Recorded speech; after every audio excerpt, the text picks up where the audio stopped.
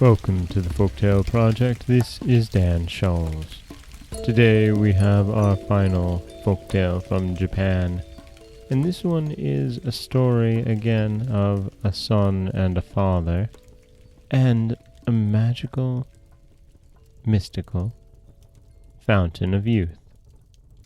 This is the Water of Yoro, or the Fountain of Youth. Long, long ago, when the oldest stork was young, there lived an aged woodcutter and his son on the slopes of the mountain Tagi, in the province of Mino.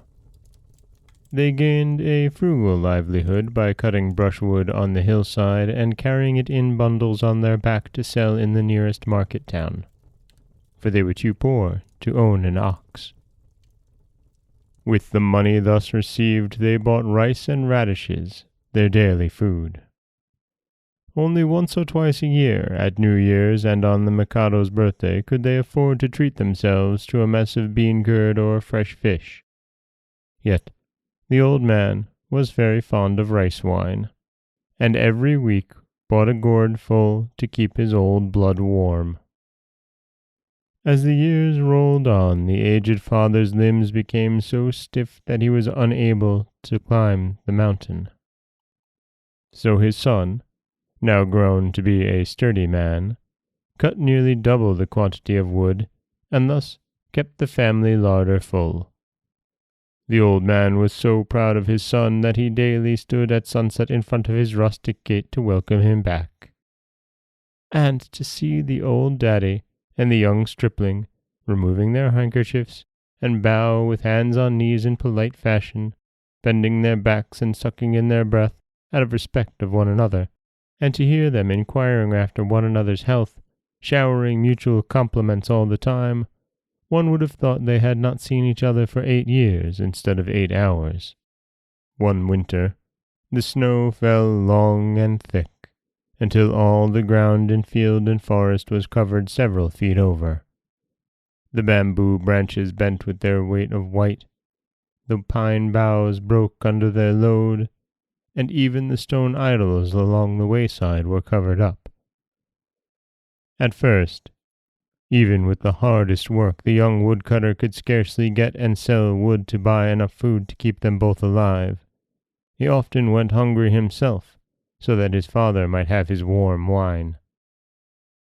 One day, he went by another path up one of the mountain dells with his rope basket strapped to his back and his empty gourd bottle at his belt. While gloomily grieving over his hard luck, the faint odor of rice wine seemed borne on the breeze. He snuffed the air. It was no mistake. "Here's luck, surely," he said, throwing down his bundle. Hurrying forward, he saw a foaming waterfall tumbling over the rocks in a thick stream. As he drew near, some of the spray fell on his tongue, and he tasted it, smacked his lips, and throwing down his cord and basket to the ground, filled his gourd and hastened home to his father. Every day, till the end of his father's life, did he come to this wonderful cascade of wine, and thus the old man was nourished for many a long year. The news of this fountain of youth spread abroad until it reached the court. The Mikado, hearing of it, made a journey to Mino to see the wonderful waterfall. In honor of this event, and as a reward of filial piety, the name of the year period was changed to Yoro, nourishing old age.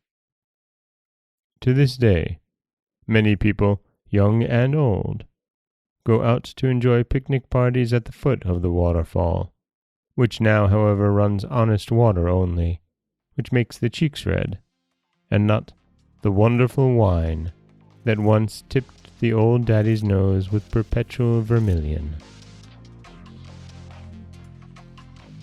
and that is the Water of Yoro, or the Fountain of Youth.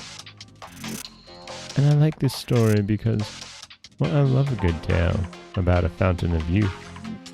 It's one of those goals of humanity that seems to cross very easily national lines, isn't it? This is Dan Scholes for the Folktale Project.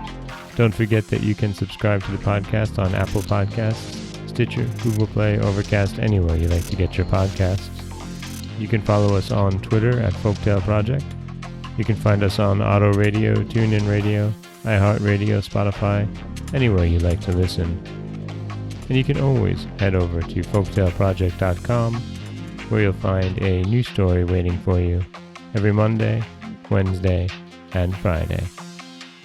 As always, thank you so much for listening.